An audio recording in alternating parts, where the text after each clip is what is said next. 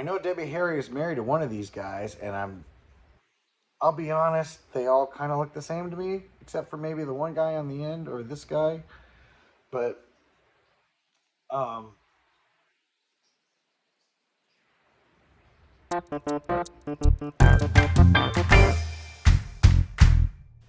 Hey there, friend. Welcome to a Thursday Collection Connection, where we're playing a game that's just an excuse to talk about records. It's a game I play with my brother, Plastic Eric, over on the Plastic Soundwave Cults channel.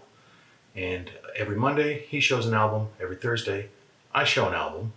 And the only rule is that the album that we talk about has to, in some way, relate to the album shown in the previous video.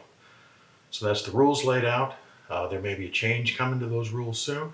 We'll see. But for now, let's move ahead. In Eric's last video, he talked about the best of Blondie. That's an album that I've had forever.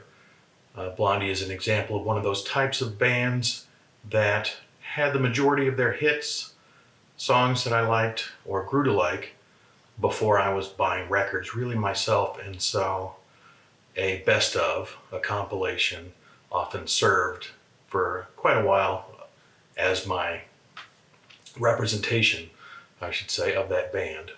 In the intervening years, I have bought both Parallel Lines and Auto American. So I have a couple of straight up Blondie records now.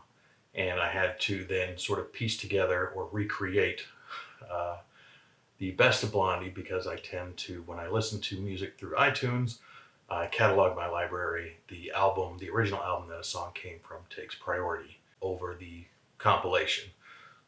But what's interesting, I'm a little distracted by the red flashing light on my camera, so I think my battery's running low. Let's see if I can get through this. One thing that makes the best of Blondie stand out is that it includes Call Me, which was a #1 hit for Blondie, but was a single only that never appeared on any of their albums. It only appeared on the soundtrack of the American Gigolo soundtrack. So it's fun to be able to connect to that song specifically, which was a collaboration with Giorgio Moroder, who most people know was the architect behind I Feel Love, and some other collaborations with Donna Summer. Was very early in on the synthesizer movement, moving into electronic music. And as it was kind of a one-off song that didn't appear on any of their albums, it was just a one-off collaboration that he co-wrote and co-produced. And so I thought I would use that as my connection, a one-song collaboration with Giorgio Moroder, which also happens to be the case for Daft Punk on the track Giorgio by Moroder on their 2013 Random Access Memories album. This was their album of the year and record of the year for Get Lucky, winning album, their final album. And Daft Punk, is interesting that they were around for about, around 16 years, but only put out 4 proper studio albums over that entire time. This was the first album that I got from Daft Punk, their last album, but I did get eventually Discovery as well. So I have a couple of Daft Punk albums. Not my favorite band, and this is an album that I listened to a lot more when it was fresh, when it was in the zeitgeist and everybody was listening to Get Lucky. It's one that I think makes for better background music. I think I feel that about Daft Punk in general, that kind of the languid pace and just kind of the atmospherics of the music may be great for clubbing, dancing, if I was into clubbing and dancing, but I'm not. But just sort of the repetitive and the drone and the stuff makes for nice background music when you're doing things, but rarely something I would queue up when I'm actively listening to music. There is a really good video by, and I memorized this and I've already forgotten, Digging the Greats, I think, maybe the channel, about why Random Access Memories is a masterpiece. It kind of goes with their 10th anniversary re-release with some bonus material of the album that came out this year.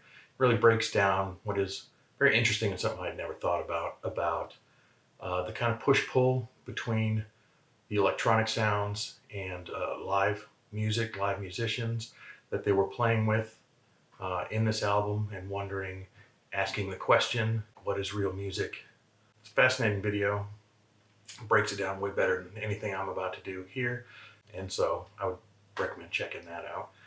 The song Giorgio by Moroder, it's difficult to stick that by in the middle there, is the collaboration with Giorgio Moroder, but he had nothing to do with it other than they asked him to sit down and talk about uh, his career.